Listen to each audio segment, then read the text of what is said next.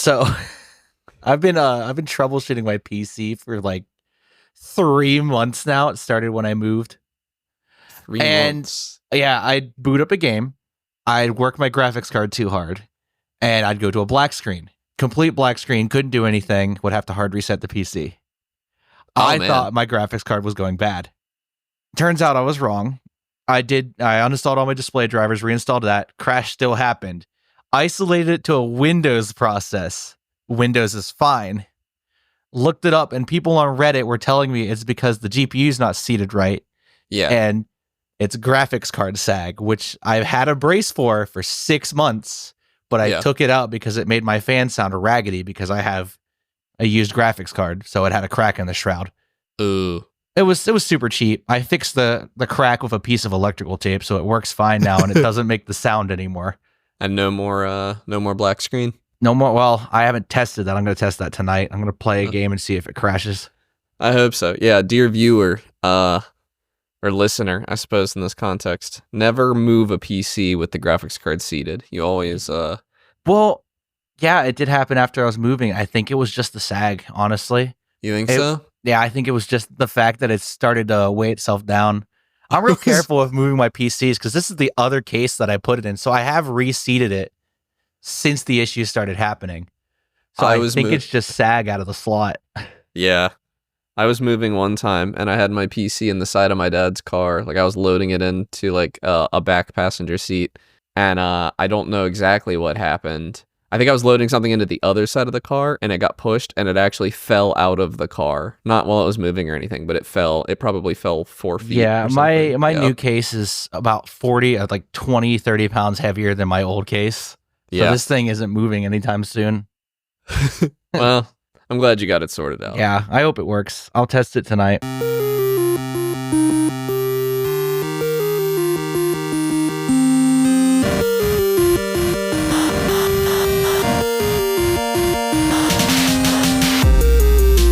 Hey, welcome to Game Talk. I'm your host, Connor Haynes, and today I'm joined by Mike. Hello. And Amit is stuck at work. Hopefully he can join us later. We'll see how that goes. But today, I was really wanting to talk about some smoke we've been seeing coming out of Valve, which is the company Valve. It seems that they have a lot of new hardware coming out soon. Have you seen any of this, Mike? I heard the leaks about the new Steam controller and everything. Yeah, the new Steam controller is pretty solidly confirmed. We have the Roy and the Ibex. The Roy seems to be a VR controller that has all the buttons of a typical, like an Xbox or a PlayStation controller. And the Ibex is more like a Steam controller sequel, which is, it has the trackpads and everything. It's basically a Steam Deck without the screen. I see also a VR headset coming out soon, right? Yep. The Deckard, there have been rumors coming out for a very long time that the Deckard is coming. But now we also have rumors about something called the Fremont, which has an HDMI port. So people are thinking, is this the return of the Steam machine? Logically, now I think it has to be. There's no way. There's no way Valve... I think so too. They have the controller. It's unclear whether or not Deckard is going to be a standalone headset or if it's going to pair with either a PC or the Fremont. But I think this is really interesting because this would put Valve in an almost Apple-like position where they have a presence in the home console space, at your desk, through Steam, portably with the Steam Deck, and then in virtual reality with the Deckard. You know, you would be able to buy your games once on Steam and you'd have access to them in all those different places. And that's very exciting to me. Yeah, Valve sits in a unique position in the PC marketplace because they do, I don't want to say it's a pure monopoly on PC gaming, but it is a virtual monopoly. Right. Even separate from all this cool hardware coming out, I'm excited for SteamOS to come out and be available for other hardware because I do hate using Windows. It's just kind of annoying. I lament Steam because I know Gabe Newell he's getting up there. I don't want to see a Steam without Gabe at the helm because Gabe's one of those people that just appears to care very, very highly of like the average gamer. I mean, he'll answer an email if you write him, He'll just answer. He doesn't care. He will answer. He answers every so email much money, he gets. And I hope his son takes it and runs it in his stead, because he doesn't care. A son. Yeah, he does. He's a race car driver, actually. Really? Yeah. Huh. I think he drives like rally cars. I read bait into like who could take over Steam after Gabe, because that's a legitimate fear if someone who just wants to make money comes in. I think it's more likely it would be an internal hire. I think it'd be somebody who's worked there a long time. I think it's going to be someone Gabe trusts. And I just think Steam will still be a good company as long as they don't go publicly traded. It'll be very interesting for them to have like a console out, because it would be, they don't do exclusives really. Their only real exclusives are things that couldn't really work on console, like Dota or Half-Life Alyx. I guess Half-Life Alyx Valve would work titles. on PSVR. Anything Valve develops is exclusive to their systems, but not really though. I mean, Half-Life 2 was ported to Xbox. Yeah, they have a history. I definitely would. I will fanboy. I don't think I would buy a Valve console actually, because I already have my PC connected to my TV. But I do think it's a really exciting premise to have that standard. I said that when the Steam Deck came out. It kills the idea of having a living room PC, and if it's more affordable than say a gaming PC for your living room, then it's gonna sell. Yeah, and it also will fix some of my there major are people that have those. Yeah. I mean, I'm one. I live in a 1-bedroom, so like I thought about setting one up at some point. I have a pretty long HDMI cable routed along my baseboard to get to my TV. It's out of sight, and that works for me. But I don't know. Even with Steam Link, if they release a better Steam Link, the problem, and that's another thing that having SteamOS available could fix. The limitations with Steam Link right now are largely Windows limitations. Like you can't black out the host monitor, which is a problem for me because I don't want burn-in on my OLED when I'm streaming to my Steam Deck or my TV or whatever. I need that monitor to be black, if not off. Steam Link's something that I've toyed with in the past. That's how I played Slay the Spire for a while until I just bought it on mobile. Yeah. But it does have its issues. One, it's latency. If you're not in an area with good connection, you're gonna it's not gonna be great. Right. I mean, Steam Link is not intended to be used outside of the home, really. They allow it, but it's kind of an edge feature. Yeah, it's not truly supported because you're not going to get the speeds outside of the home. You can't. I mean, I've done it. You can. I have done it, especially like Slay the Spire. I would be sitting at my family's on their Wi-Fi, connected to my PC, an hour or so away. But a lot of people would sooner use Moonlight, for instance. That's an open source equivalent using NVIDIA, and then I think Sunlight is the AMD version. I don't use it, so I'm not sure. Yeah, I want to dig into the idea because the Valve Index is one of those VR headsets that people will still buy. They'll still go for it. People stand by it. I now that I've experienced the joy of untethered wireless VR, I don't think I could. It would be such a colossal downgrade. I don't think I could ever. Yeah, I think the main reason people use the Index is its support for full body tracking. Yes, since it uses base stations, it's better for full body. It is not looking good for base station support on the Deckard. Yeah. It is looking like an inside-out tracked headset. All of the evidence they is saying might have a tracking. way to track. I mean, all those accessories would still work. Yeah, like you can use those accessories with any headset. You just have to have the base stations, and if you already have the base stations, you might as well be using the Index. Yeah, I think the idea that Valve's diving into VR again. Yeah, the Index beat the Oculus when it came out the first time. It was just more pricey, but they could do it again easily. And there are even deeper rumors, which are that the Deckard is going to somehow, and this is kind of a big claim, but there are rumors that in the virtual reality theater space that you would play traditional games inside the Deckard, there is going to be some way for Valve to make those 3D. So that you're looking into like a window into that game more so than playing it on a flat screen, and that's the value add that could really bring me in, honestly, because I have a nice TV, I have a nice setup and everything here. It would have to be pretty good for me to put on a VR headset to play a flat screen game. But I can't wait for the day that we're playing games in VR at a PC. Yeah, with monitors and a keyboard in front of you. Well, that's the thing that's crazy. It's hard to even imagine what Deckard is going to be, because if it's a standalone headset, it's probably going to be too bulky to ever really want to do that. But if it is small, like something like the big screen Beyond, I could absolutely see myself wearing that at my desk. Apparently, also in the leaks, Valve is going to support manufacturers in making Steam OS and Steam based devices. They released marketing guidelines. What are they? Logos and everything for like powered by Steam OS and things like that, so that other manufacturers could say that they're using the Steam OS. And so people think that we're pretty close to Steam OS either at least being available to other manufacturers, but it potentially also being available for personal use on a PC. And that's exciting too, especially because imagine... Like, let's take a look at PlayStation, for instance.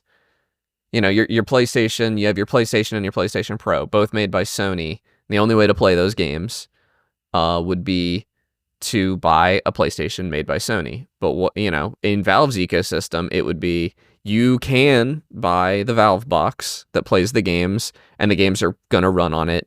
Yeah. You can reasonably expect that. But then... maybe Asus comes in and they say, hey, here's our Steam machine that runs games better and costs $400 more. This might be a very bold take. If Valve decides to release Steam OS boxes and allows manufacturers to shove whatever in there, it might kill desktop PCs. I mean, I would still build a PC. Yeah. I don't know. I don't know about killing... There's just so much choice and upgradability. Seriously harm the gaming pre-built market, is what I'm thinking. Yes, I think it would. Like I think it would kill the pre-built market. Yeah, the pre-built market would be dead. It'd be cheaper to just... You wouldn't have to buy it. It'd be cheaper because you wouldn't have to license Windows. Right, and the people buying a pre-built typically don't... I mean, there are people who buy like a 4090 pre-build, I guess, but they're not typically the people that are like sitting there scrutinizing how much RAM it has and counting their frames. And if SteamOS is as stable as I'm thinking it is, because I've never heard any problems with SteamOS on Steam Deck, then it is for gaming. If you want to be just that base level user and are not a power user for gaming, just invest in a SteamOS. That knocks $100 off the price too. I don't know actually how much pre-built have to pay for Windows, but if you're an end user and you're not doing something kind of shady, you're paying $100 for Windows. It's to be fair, I highly recommend doing something shady. Paying $100 for Windows is kind of dumb. So dumb. When you can get it from like a key reseller or something for $20, or even just a shady PowerShell script. That you can find a way. Thumb drive in a box somewhere. PC gamers find a way. Yeah, the people find a way. And I'm not paying $100 for a Windows license. For professional work, I absolutely am, because I don't want to get got by Bill Gates. But it, like a decade ago, Valve's like, hey, here's the Steam Machine box. It's a desktop PC for your living room, and no one bought into it because it was Linux. Old school Steam Picture or Steam Big Picture mode even was fine, but the new one is a unimaginable upgrade. It is so much better. And the worst part is Valve spent all this time, or spent a good amount of time trying to get people to port games to Linux. Yeah. And then they said, we'll do it ourselves. Yeah. And then they said, hey, we'll build something way better than Wine could ever be. And it's going to run things better than Windows, even though it's a Linux compatibility layer. I mean, from my perspective, there are two things you're really missing on SteamOS right now. You can't play Game Pass games. Well, you can play the games, but you have to buy them on Steam. You can't do Game Pass. That sucks for me. I play a lot of Game Pass games. Yeah, you have to play those on Windows, and you can't like multiplayer games tend to be iffy. What's shady about Game Pass, though, and what I've noticed playing a couple games on Game Pass, sometimes they're just the console port. Yes, they're worse. They're worse than the Steam version. I tried to play Ark with my girlfriend on Game Pass, right? Yeah. The new Ark Ascended or whatever. It's not great. But I noticed the Game Pass version didn't have DLSS support. Yep. Like straight up. And the game It's usually a much older build. It ran it was in the options menu. Yeah. But I couldn't use it. Really? Yeah. I could not use it. It could play with my girlfriend. It was the current version. See, a lot of games also didn't have DLS support. They remove their VR support. That Myst and Riven both. Actually, I don't know if Riven was ever on Game Pass, but Myst, when they put it on Game Pass, they pulled out the VR support and they gave some nonsense reason about Microsoft making them do it. But No Man's Sky VR works on Game Pass. That's how I play it. So it's just you are, when you use Game Pass, you are both a second-class citizen to Xbox consoles, which is annoying, and to Steam users. So basically, every which way, you are getting a slightly degraded experience, which it makes up for it by being like $10 a month, and you get to play all the new games. Yeah, I'm still get the worst of both worlds, but it's the convenience factor. The convenience and the cost is very low. But I would be sad. Like, that would be the hardest thing to say goodbye to. I think moving to SteamOS. That and Fortnite. I can't play Fortnite on SteamOS. Because Easy Anti-Cheat said no. No, Easy Anti-Cheat works on Linux. Tim Sweeney said no. That's because Tim Sweeney's a hater. Yeah, that's exactly it. He does not want to support Valve. Yeah. And I think that having a Steam machine in the living room, having, the Steam Deck sold well, but it didn't sell, like... People are still buying the third-party options. Yeah, it didn't sell change the industry well. But once those third-party options are running SteamOS, I think that's going to make a big difference. The fact that Valve just wants to... I think Valve just wants to be a platform. They don't want to strictly run consoles, and they're not locking down their consoles. But they do want that OS. Open up a Steam Deck and put Windows on it if you want. Valve has no lockdown. Yeah, from a business perspective, even though Valve doesn't do a lockdown, like Valve would absolutely, if Microsoft wanted to do Game Pass like through their own app that was Linux compatible, Valve would not stop them. They wouldn't be able to, first of all, because it's just Linux, it's Arch Linux. But they also don't seem interested in doing that. No. But you can see that this is sort of the you can look at Meta and see what they're going through the same thing as Valve right now, which is that currently Valve is beholden to Microsoft. Everything they do has to be done through the lens of working with Windows and working with Microsoft. And you can tell Gabe Newell, he wants to make a good product for gamers, but he also hates that. He hates that he has to work with Microsoft to get to do this. And I mean... And Meta's the same way. Meta does not like that everything they do is beholden to Google and Apple because of Android and iOS. Yeah. And that's why they're so bullish on VR and AR, is because that market is not captured yet. That's a space that's not locked down by these other companies. And Valve is the same way. Valve is also very bullish on VR. It's a space that's not locked down yet. And they're, bullish on getting Linux, And I do think, like, more than ever, Windows is weak right now. Windows 11 sucks. Nobody likes it. It is a miserable experience to use, but it has a couple of must-have features for me. And so I use it. Yeah, and Valve's one of those companies that's never done us wrong, right? In terms of like what they've done for the consumer. Yeah, I mean, they're still fairly new. Steam's only been around 20 years. But they are apparently, according to the lawsuit that they were under, in 2018 they were making almost $750,000 per employee. It's over $1 million now. Yeah, millions per employee, and that's more efficient than any other tech company. Yeah. And it's just because Valve works. Valve also, they only have like 200 employees. Yeah, and they don't scale that hard. They also don't make any dang games. Well, they're a horizontal management structure. Right. If you really like a project at Valve, you can just slide your desk right over there and start working at it. No one's going to tell you no. So here, and we do know there's a Half-Life game in production right now. So there's enough people at Valve that want to make a Half-Life game that they crowded their desks together in the corner of the office and they're going at it. So we have all this smoke right now. My question to you, Mike, is how likely do you think a Steam console reveal is at the Game Awards, which is in 2 days? 2 days? Yeah. I don't know. Honestly, maybe. I'd say like maybe 25%. That's about where I'm at right now, too. I think Valve likes to play it really close to the chest. Maybe not a console reveal, but hearing about Deckard or the controller or something, that's got to be soon. Also, when they announce the console, do you think it will come bundled with Half-Life 3? 100%. It'll come with a Half-Life game. Yeah, but will it be Half-Life 3? Probably not Half-Life. I don't think we're ever getting Half-Life 3 because I think it already got scrapped. Because it will have to have it has several times. Yeah. It will have to have a pack-in game, I think, because they need to get a foothold. They need an audience, and they did that with the Index. The Index came with Half-Life Alyx. I don't know. Valve's working on so many projects right now because they have Deadlock running. Right. And Dota's suffering because the lead dev of Dota went to go make another game at Valve, and no one in Valve told him no. Yeah. They just that's said, not how they work. You can go make another game. Yeah. Does it look cool? It's a cool concept. Let's roll with it. Here's like a team of people. They all want to work on this project with you.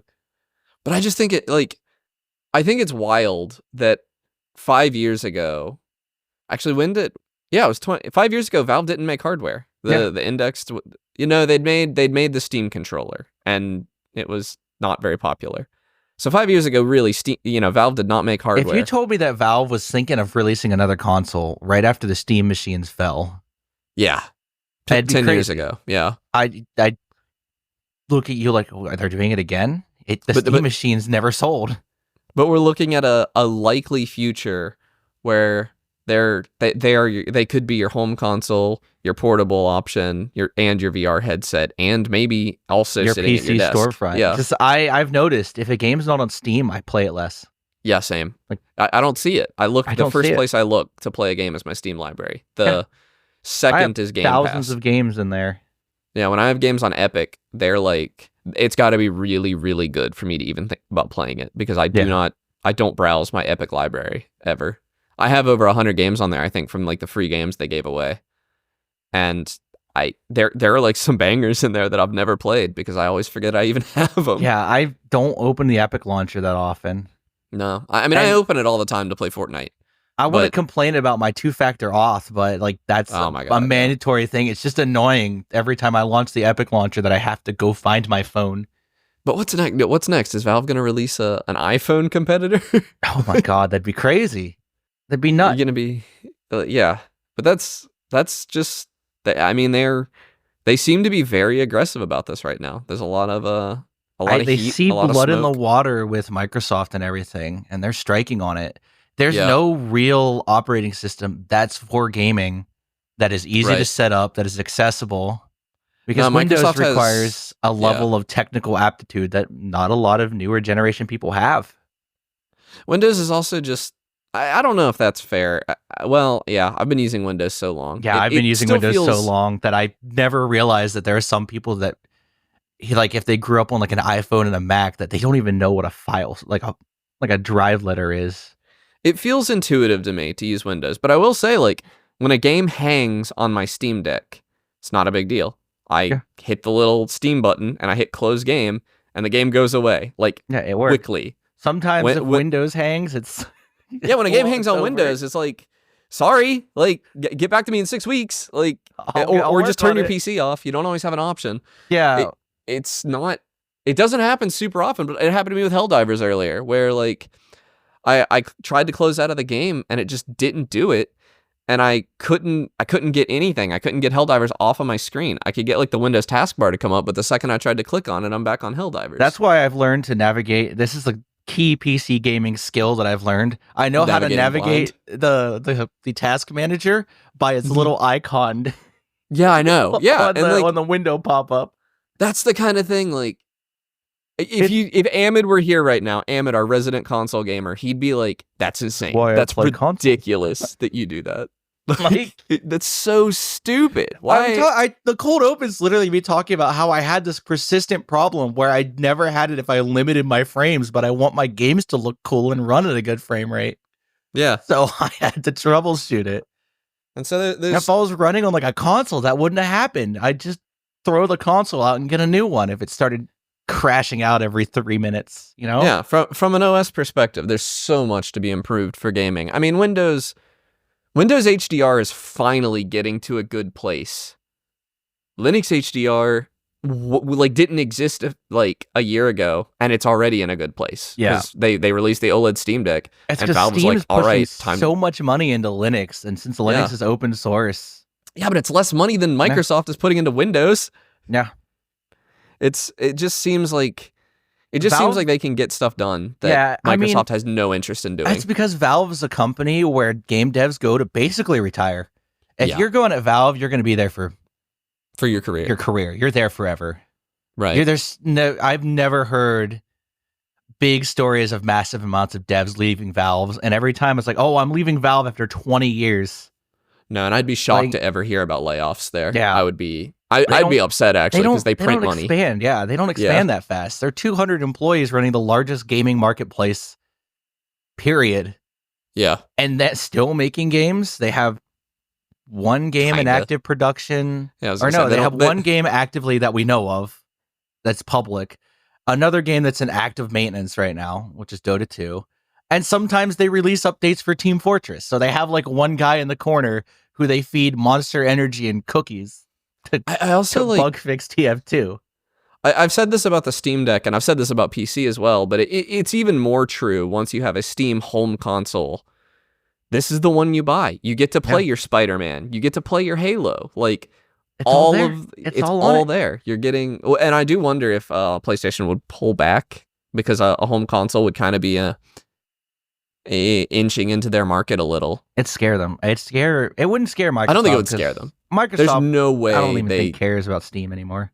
They're not top. Yeah, I don't think Microsoft cares. Microsoft sees Steam as a market. I don't see, like, even if a Steam console comes out, unless the VR component is like buck wild, like must have somehow, which is just extremely unlikely in my opinion, I don't see it selling. I don't see it competing with PlayStation or Xbox for that space, really. Even though like it is literally like game sales wise, PC is competitive with PlayStation. But as far as like a replacement home console, I don't see a ton of my normie friends picking up a Steam console. Yeah. It won't be a household. Well, it will be. Yeah, I don't know. That's tough. It depends on if you can sell them on PC. If you can sell them on the idea that, hey, you could plug your controller into this and it just it runs and it plays every game on PC. Yeah, it's got to be a that console. Would sell them. It's got to be a perfect plug and play console experience. If they can get that plug and play experience, it's going to break the barrier to PC, because a lot of people don't want to touch PC because it's not exactly price point. Yeah, price point and lack of plug and play ability, which even consoles are inching away from being able to plug and play. Oh my god, I know. I know. Like, I mean, I've been revisiting Helldivers 2. Spoilers for what we've been playing. But I'm getting fewer crashes than my friend playing on PlayStation now. That's ridiculous. That's insane. And I'm on those crappy AMD drivers everybody tells me are so bad for video games. Yeah. Which will almost certainly be what the Steam machine is powered by. I think they're trying to inch away from AMD too. Well, I don't think they're removing their dependency on AMD, so you can run it on either. Yeah, they're working really hard to get proper drivers for NVIDIA on Linux, which is not that's the other elephant in the room, is that AMD plays nicely with Linux, NVIDIA does not. And once you have NVIDIA on board, there's a market there for cheap, affordable, because Linux is a lower overhead, so you don't have to run as much power through it. If there was a Steam machine that had an NVIDIA powered APU somehow or something like that, it would be, well, I guess the Switch 2 might have it, but it'd be the only home console with DLSS. And you could cut RAM off of a Steam machine. You wouldn't have as many memory constraints. No, because when you're running on Windows, I mean, let me check my. Granted, we're recording right now, but like my idle memory usage, I'm using 8 gigs of RAM right now. What am I using?Hold on, I'm using 11. Yeah, like I'm using I only 11 have 6 gigs right now. I have 32, and I'm using 11 of it. Windows guarantee would just use what it needs to use. Yeah, it would just run the game. It would cut the crap. Now, granted, it's not like I'm not doing anything with that RAM. I'm recording a podcast. I'm, streaming a webcam to Discord. Like there's stuff going on. I have 3 a Firefox. Chrome tabs. Yeah, I was gonna say I have a Firefox tab. Gig and a half, like 3 tabs of Chrome. And that's the other thing. Do you think you would be able to adapt to use Linux as your daily driver for like if you put SteamOS on your PC, would you be able to adapt? I would. I'd still need a Windows PC because I use a lot of software that needs Windows. But if I had a gaming PC that was strictly Steam, I'd use it. I use very little. Like I use Godot. Godot's on Linux. I don't know if my DAW has a Linux port. Hold on. Yeah, but I think I would be able to pretty cleanly make the transition. Wait, no, it has a Proton's a compatibility layer. It might run fine on Proton. You're right. Yeah, like, I forget that Proton works for non-gaming. Yeah, Proton works for non-gaming. Valve spent a decade hammering out a compatibility layer for Linux that works better than Windows. There's also evidence that there's going to be an ARM branch of Proton in the near future. God, that would be crazy. That'd be like, if I understand it correctly, that would mean like you could run Steam games on your phone. Yeah, like, you could just run Steam games anywhere. Valve is literally cracking the code of operating systems right in front of us. Yeah. And it is the wildest thing. Yeah. And it's really exciting. I've also seen, I guess Bazite does this. I don't really understand how, but somehow Bazite can pre-compile shaders before you even launch a game, which is something SteamOS could do. And like, you can't really do on Windows. That's everything. Like that takes so much, because video game developers try to implement something like that, a shader pre-compilation step when you launch a game, but they often just do a bad job of it. Yeah, and that's why you get shader stutter. It's so annoying. So pre-compiling shaders is the most annoying thing when you launch a game. You just sit there and wait at a loading screen. Well, I'd rather sit at a loading screen than get the shader stutter. I've eliminated most loading screens from my life with my M.2. Yeah, and then wham. And wham, there's still loading screens. They're just different loading screens, but this time it's my graphics card has to load. Yeah. We can't win. There's no winning on loading screens. I do think a Steam machine is also like what it would take to get some of my friends that have been like on the edge of buying a PC. Like I've had some friends that have been saying for years that they're planning to buy a PC, but the complexity scares them off every time, I think. I think a Steam machine that runs pretty much every Steam game would be exactly what it takes to get them on board. It'd be so easy to get people into PC if there's the guarantee that it will just work. It won't break. It's functional.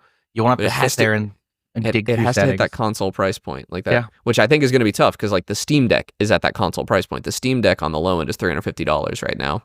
Yeah, they could do a Steam machine for $500, $600, which I think is that console price point. Yeah, I think $600 is the lowest they'd be able to go. Yeah. Who knows if they like proprietary enough and minimize production costs enough, they could stretch it down to console price point with they can do a lot. They can do a lot better than I can do building a PC. Yeah, I mean, God, to build a Steam Deck, I couldn't do it at $400. Oh my God. It's they save a lot in bulk buying and everything. Yeah, I find the whole premise pretty exciting. I don't know how much more I have to say about it. A Steam controller too. Yeah, you know I'm excited about that. Yeah, your Steam controller just went out. You're excited that they're gonna sell it again. I fixed my Steam controller. What was wrong with it? The joystick had corroded because I'd used it so much. So you just replaced the joystick? Yeah, somebody on 8-Bit Do, somebody on Reddit pointed out that the 8-Bit Do joysticks fit like perfectly. So I had to take the whole thing apart, like completely take it apart, which was kind of a nightmare. And then slot that 8-Bit Do joystick in there. And at first I thought I'd done something wrong because it was super sticky, but it turns out I just kind of had to like really jam it in, and then it's like flawless now. Oh, so their VR setup is named after Blade Runner, actually. Yeah, and the Roy controller is also from Blade Runner. I knew the Deckard was, but I'm like, Roy. Yeah. Oh, Blade Runner.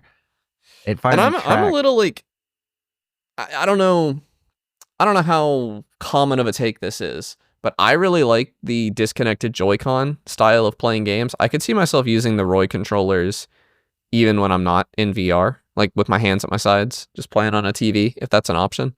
Yeah. Kind of Valve is, I don't know. They might announce it during the Game Awards. I'm kind of skeptical. They also released, what's the word I'm looking for? Like guidelines, rules for being able to release a controller that is Steam input compatible or that fully supports Steam input. And that included capacitive touch sticks You have to have capacitive touch sticks and a gyroscope. So they are making a stand saying like, hey, if you're going to make a controller for Steam, you got to have gyro in it. And I'm here for that. Gyro aim is everything. I can't stand playing gyro games without aim. Yeah. I'm a gyro aim stan for sure. What a magical system. Valve, I hate sounding like a fanboy for a big corporation, but Valve is one of those companies that I keep talking good about because they've never done me wrong in 2 decades. They get it right. They just keep doing good things. Their one greatest misstep is that there's no toggle on the Steam controller to just turn into an X input device, and that's super annoying. It's really annoying to set up non-Steam games to play with the Steam controller. Yeah. So annoying that I do typically just end up grabbing a different controller. And I don't like using X input because X input doesn't support gyro. So it's kind of annoying. But yeah, I don't know. Do you have anything left to say, Mike? Yeah, I don't have anything left to say. I was kind of hoping Amid would make it back, but I guess that's not going to happen. I guess we could switch over to games we've been playing. Yeah, hopefully Amid will come before that. We might just be an Amidless episode today. Yeah, it might just be Amidless. So you said you haven't had any time to play anything. Oh, no, I've been playing a lot of games. I just haven't been doing a lot of research. Okay. I've been trying to catch up. Well, how have you been playing games? Your PC didn't work. Well, it works. I just had a workaround for a while. It's just the game that I wanted to play, which was Project Wingman, and this new DLC came out. I'll talk about that probably next week when I finish it. Yeah. It is causing the crash a lot, and I want to play that game at a glorious 144 frames per second. Yeah. So, but I have been playing a good bit of Elite Dangerous recently. Yeah, you said there was like something major going on in the world. Yeah, for the last like 2-ish years of Elite, they've been doing this big war with the Thargoids, which are these aliens. And they introduced these Titans that there were, I think, 8 or 9 of them that spread to different systems outside of like the occupied bubble of humanity. And over the last 2 years, we found a way to kill them, and we've been killing them as community events. But the last one decided, I'm not going to stay in the system I'm in. I'm moving right for Earth. So right now in Elite, if you log in, you can go right to Earth and start fighting aliens right next to Earth. That's cool. So right now it's a big event for a lot of the community because they really did they really do a good job of getting you in the universe and to care for the stakes, because I was evacuating civilians from a starport and I lost 3 of them because I got jumped out of hyperspace by the aliens, and they took 3 of my passengers. And I felt it because they sent me messages saying that they were very sad to see their friends and family get abducted by aliens. Like, oh no. It's cool. Scary. It's scary flying around the bubble now, flying around like Earth and everything, because the aliens are the only things that can jump you out of the normally safe jump between systems, which is normally just a loading screen, but they can pop you out of the loading screen. That's so cool. And start fighting you. It's less. I love that. And it's also when you're flying around the system, they'll rip you out of super cruise to start fighting you. And I sometimes forget, and I'm in a vessel designed to fight them. So I'll start running, and about halfway through, I'll realize, oh wait, I can kill them, and turn around and start shooting. Yeah, it's been fun. If you have the game and you have the expansion, you don't even need the expansion. I don't think you don't need Odyssey. I have the game. Yeah. If you have the game for like $15, you can buy a pre-built ship that lets you fight aliens. It's a really good deal, and it's set up well. There's maybe 1 or 2 things you need to swap, but it saves you, I want to say, 20-30 hours of grinding to get it. I just bought the pre-built because I didn't want to grind for it, and I just wanted to get right into fighting aliens. Yeah. That's one of those games that I got for free on Epic, I think, and it's just been sitting in the backlog. It's a very interesting game. Yeah, I don't think of it. Yeah, I feel like I've talked about it before, but I've talked about the exploration elements. But now that I've returned to the bubble and put up my exploration ship to start shooting aliens, I've been having a completely different game experience. Aliens are the first thing that have killed me in the game. Yeah, you never died.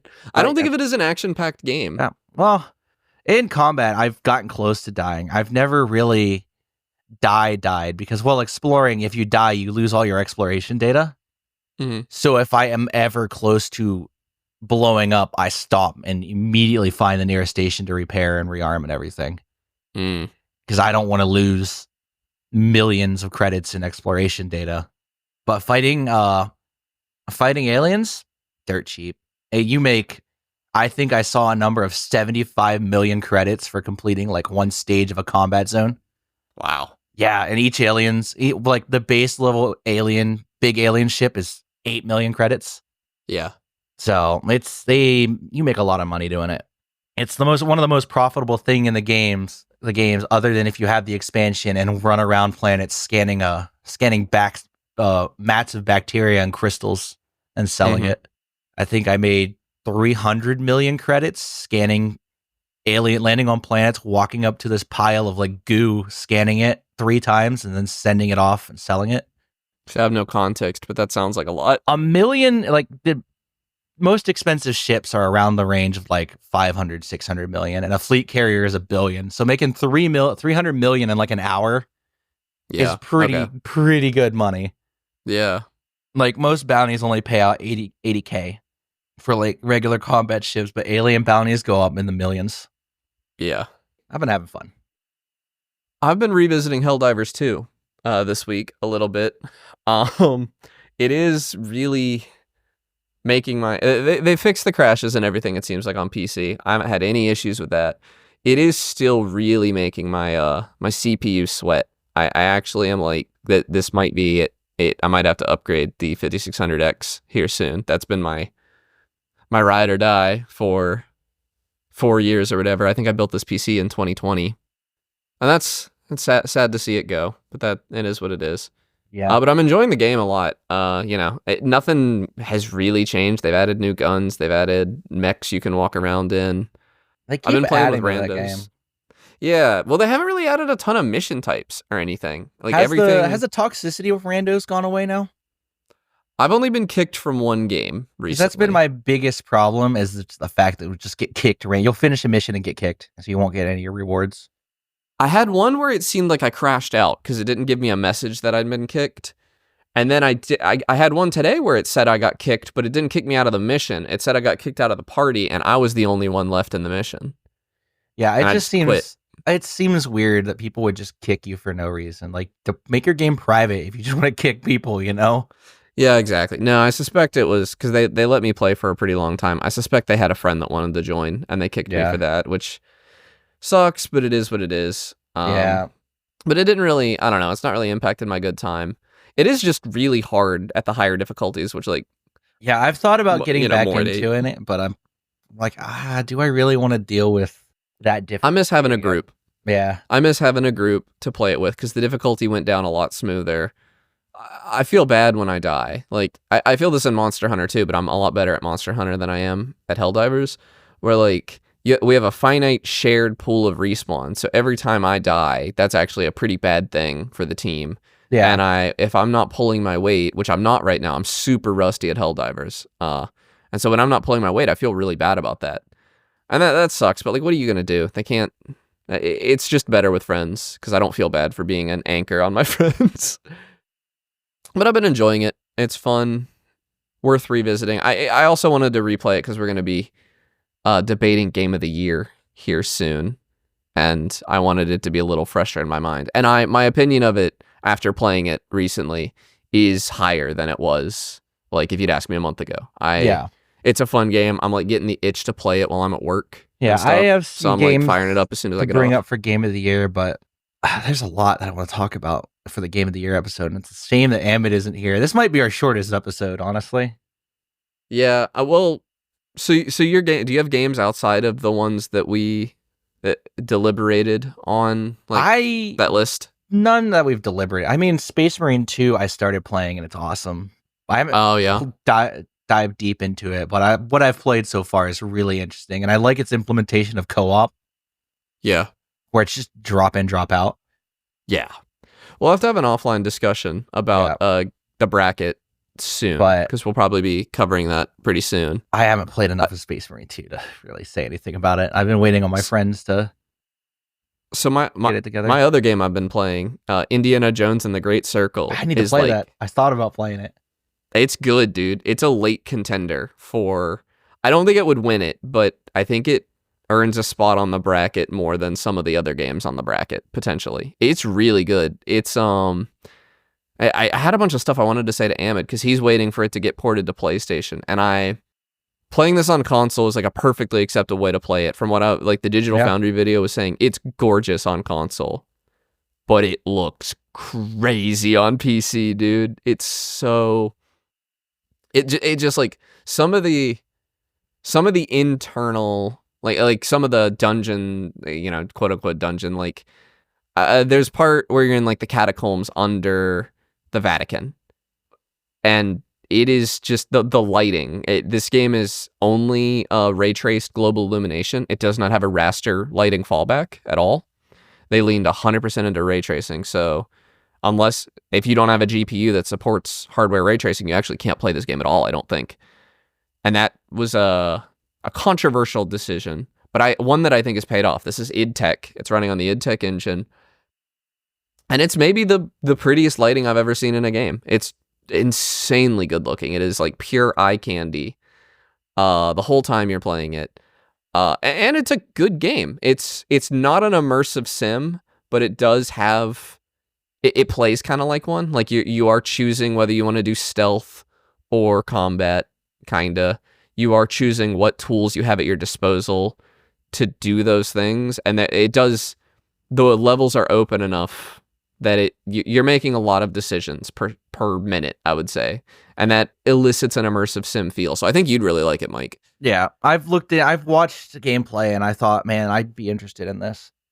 It also, another reason I wanted to talk to Amit about it. The very first place you go in the game is the Vatican, and I was wandering around, and I was like, man, this is the weirdest deja vu. And then I realized, like, we were there in April. I've literally seen these views.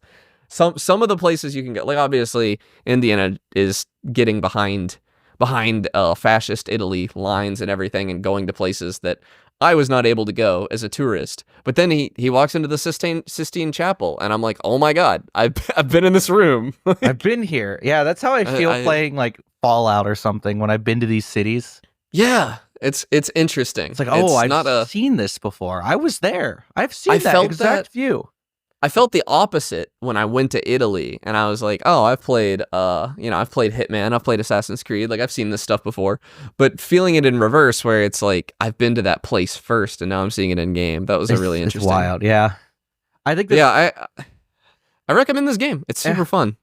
I think it's one more game I want to talk about. Oh, give me like a minute or two more. I also just want to say this game is not Uncharted. I kind of expected it to just be first-person Uncharted, or to be first-person Uncharted but worse, and it's not. This game has its own identity. Like, there's no immersive sim element to Uncharted. You're Indiana Jones. Like, see, I've never seen any of the movies, so I don't. That means nothing to me. Point. I will say though, I do know the theme song, and the audio in this game goes so crazy. I need to play it. Like, that's on Game Pass, right? It's on Game Pass, yeah. And they're so they have such a delicate hand with using the motifs from the theme song. But when it plays, you're like pogging out of your mind. Like, you're so hyped.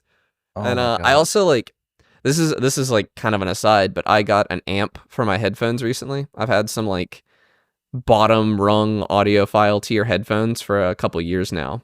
And I got a bottom rung tier DAC and amp, and that is like such a colossal upgrade to my setup. It is, like, me and Amit are always talking about how big of an upgrade OLED was for us. I think this is an OLED tier upgrade, and it was a lot cheaper than getting an OLED. It is just, everything sounds so good now. Yeah. So I highly recommend that as well. Giving the audio in your setup a little attention. So before I talk about my other game, I'm gonna run to the bathroom real fast because this coffee hit me. Okay. Maybe we're stalling for Amit. Yeah, I don't think he's gonna make it. All right. Oh, Amit's still not back. No, he doesn't love us. Yeah, he's still busy at work. Okay. So work. Convenient cutback for Amit. I've been playing ICBM Escalation. Oh, I put that sounds 7 hours into it, I think, at this point. That sounds tense. Is that on Steam? Yeah, it's It's a grand strategy RTS where you engage in Cold War. Is this a sequel? It is a sequel. The original ICBM was more based off of launching nuclear missiles and causing as much damage as possible, I do believe. That makes sense. It's basically build up your nuclear stockpile and try to hit first, and then... There's a lot going on in these screenshots. But ICBM Escalation introduces ground warfare where you can take territory. Is this early access, or does it just look like that? It just looks like that. That is what it looks like. This is the real It's not game. bad. It does look like weirdly unfinished. But I don't know, it kind of owns it. Yeah, it does have a certain style to it. But I haven't been enjoying the ground warfare aspect that later turns into full out nuclear war. Yeah. Because looks interesting. I took out all of Russia in a game without launching a single nuclear missile. I did launch a couple nerve gas grenades, but we're not going to talk about that. That sounds like a war crime. Don't worry. It's the Geneva Conventions in this universe told me it was fine. They didn't ban it, so. Actually, I guess the nuke would also be a war crime. Yeah, it allowed me to be more conventional with my complete and utter, schlumping of Russia. But when the nukes start going off, man, do they start going off. The game has a contamination meter that will start a countdown for the end of the game once it hits 50. You can change that in the settings, though. So the more nukes you launch, the closer the game is to ending. And the only way the game ends is if you're the only faction left, or your alliance is the only factions left, or you reach the end of the timer, or you reach 100% contamination. And it gets a little bonkers late in the game. Like I've watched, I imagine. At the end of the game, it shows you a rundown of every single city and how many people died, and what percentage of it was destroyed. In one game I played, I think Tokyo got nuked 23 times. Wow. There's nothing left to Tokyo. Listen, they launched a nuke at a Chinese city that I had already taken over, so I nuked Tokyo 23 times. 23 You just have to go with it. That's a lot. That's a lot of people. Yeah, there's also a war plan system where you can select targets and what's going to hit those targets and just press it and execute it, and it'll do that. Oh my god. So I always have in every game war plan apocalypse, which is every single city, military base, and everything is a nuclear strike destination. And it's my entire nuclear arsenal. Mm-hmm. So I just press a button, and suddenly the entire map is now covered in nuclear weapons. You can shoot it down. There's countermeasures and everything for all of that.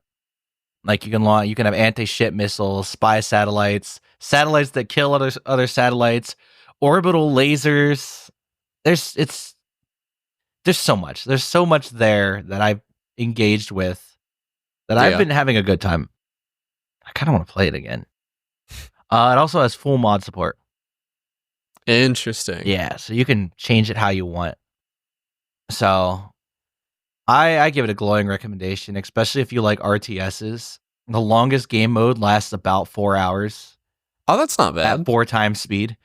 Oh, okay. Which you're going to be playing at max speed anyway. There's no reason to really play at real-time speed unless you're engaging in warfare. Oh, okay. Otherwise, you just crank it up to 4 speed. It's perfectly manageable at 4 speed. Yeah, I've been having a lot of fun with it. I picked it up before I went on vacation because it came out the 21st of last month. So I played it the last day of I was on my PC before I left for a week. Yeah. But yeah, I recommend. Yeah, it doesn't really seem my speed. I struggle with RTSs. Yeah. But I love RTSs. I grew up on RTSs. I've played so many RTSs. And this is one of those ones that is pretty good. It has a campaign that I haven't touched yet, but I'll need to look into it. Yeah. All right. Well, I think that's going to do us for this week. Thank you all for listening. You can follow us at Podcast Game Talk on a bunch of different places: Instagram, TikTok, YouTube. I don't know if we're still on Twitter. I don't know if we're on Blue Sky. Like, rate, and review on Apple Podcasts, Spotify, wherever you listen. yeah, join us on Discord if you feel so inclined. Thank you all for listening. I'll see you all next week. Bye.